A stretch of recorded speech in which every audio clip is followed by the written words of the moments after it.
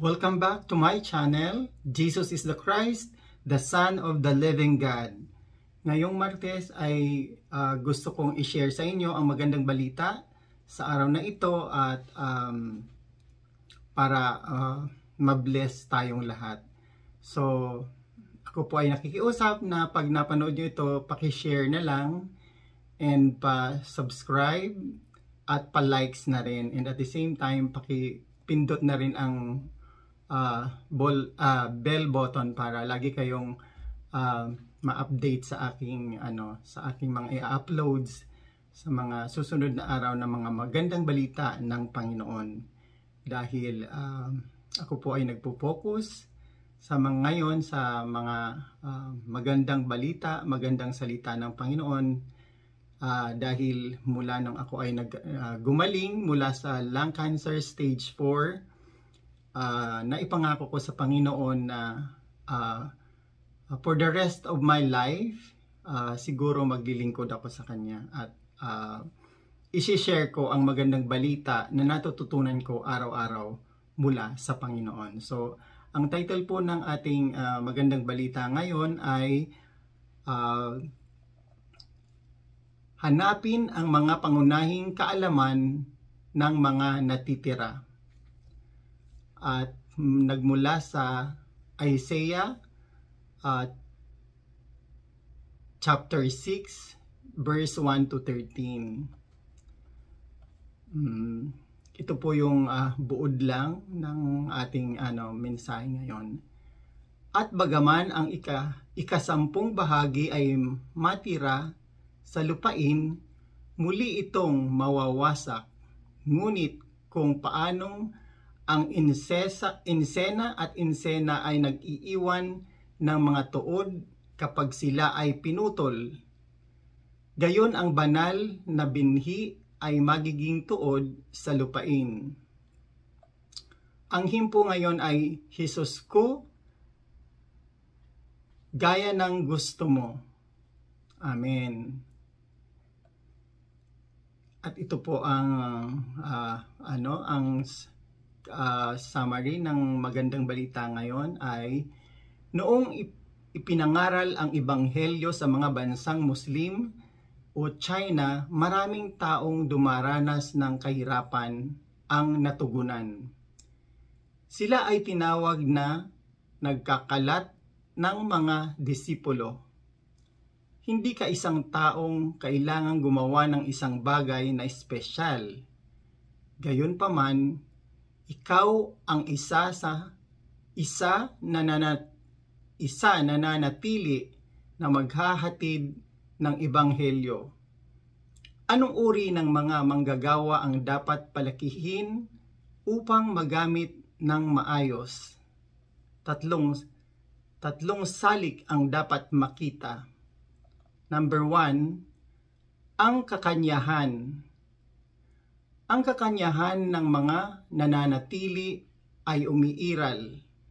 Una, hindi dapat manatili ng mga motibo. Gayunpaman, dahil hindi ka maaaring walang motibo, dapat mong baguhin ang mga ito sa Diyos.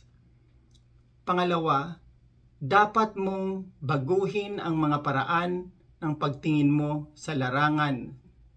Sa pamamagitan ng pagbabago ng iyong mga motibo, makikita mo ang mga namamatay sa bukid.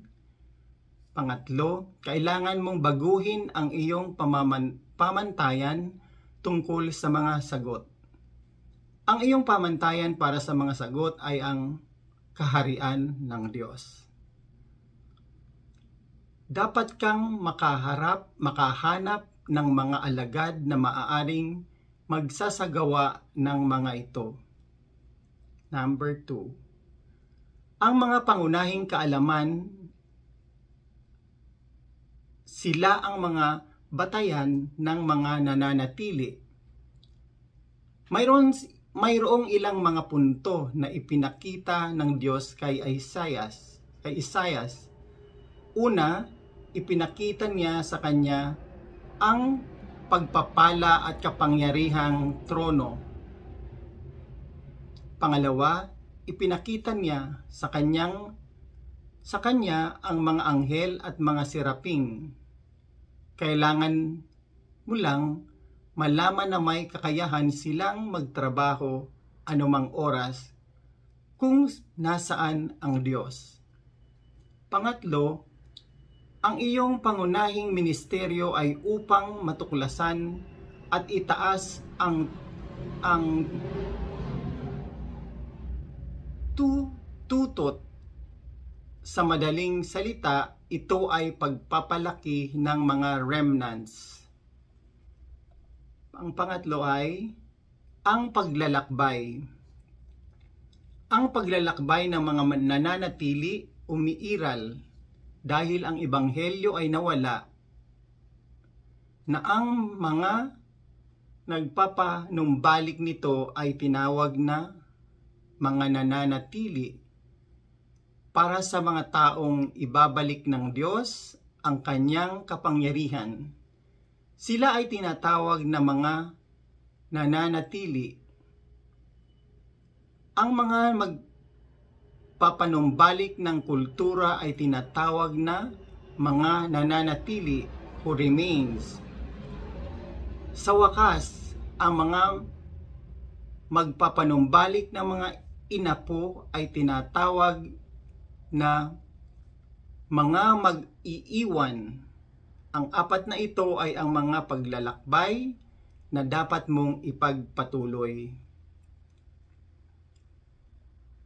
Ang mga nagtataglay ng tunay na kapangyarihan ng ebanghelyo ay hindi nalinlang ng mga motibo, kaya kung itatapon mo ang lahat ng iyong motibo at ibaling ang mga ito sa Diyos, ililigtas mo ang mga namamatay at ang kaharian ng Diyos.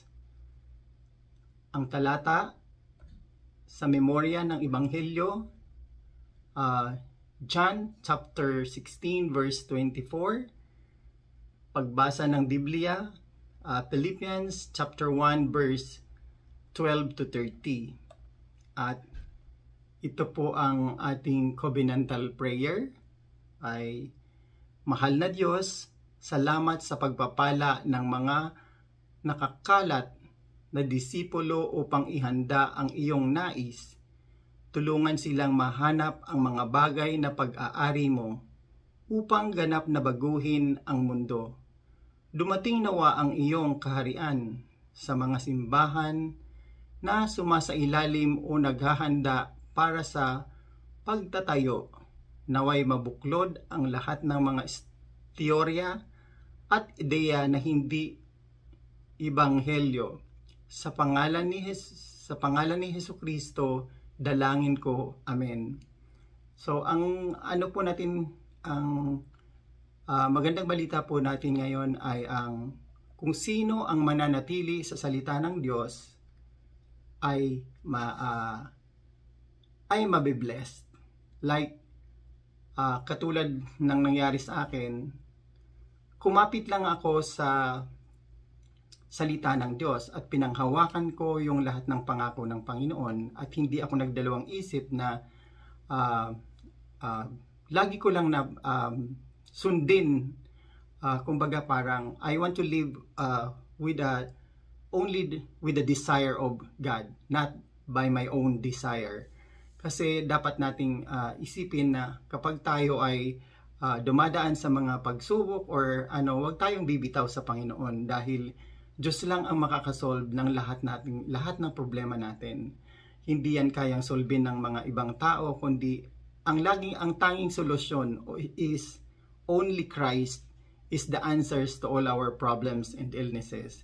Yun ang lagi kong pinanghahawakan ng sabi nga ng Panginoon, nung ipinako siya sa krus, tinubos niya na tayong lahat. Tinubos na ang ating mga kasalanan mula nung tayo ay yung mga past natin, yung kasalukuyan natin at ang ating future ay tinapos na ng Panginoon. So, wala na tayong dapat ikabahala dahil tayo ay nasa Panginoon at ang nasa Panginoon kung ang Panginoon ay nasa atin, so hindi tayo dapat magkaroon ng anxiety. So, tiwala lang talaga sa Panginoon na kung sino man ang nananatili sa kanyang mga salita ay maliligtas. So, kung hindi natin babaliwalain natin ang Panginoon, babaliwalain din tayo niya. So, kaya ang lagi kong pinagdarasal ay, may the feeling of the Holy Spirit be with me, be with you, para ating gabay sa araw-araw at sa lahat ng oras ng ating dito sa mundo. So, yun ang lagi nating ipagdasal, that may the feeling of the Holy Spirit be with us and establish the kingdom of God in our house. So, ito po ang magandang balita ngayon. Sana po ay na-blessed kayo, at sana po ay pakishare na rin lang sa inyong mga kapatid, kaibigan, sa inyong mga malalapit na barkada, at sa and even sa Facebook. Pindot na rin ang like and share and the button bell para ma-notify kayo lagi sa everyday na i-upload ko. Maraming salamat at God bless sa ating lahat. Amen.